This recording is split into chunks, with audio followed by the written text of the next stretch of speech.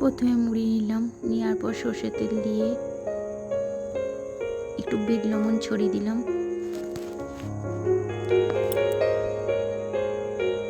Chop দিলাম, দিয়ে ভালো করে মুড়িটা চপ দিয়ে মাখিয়ে নিলাম।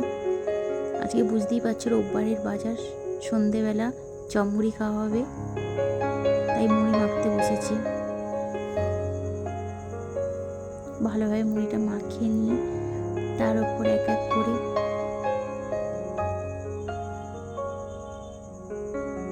ভাজা মশলা দেওয়া,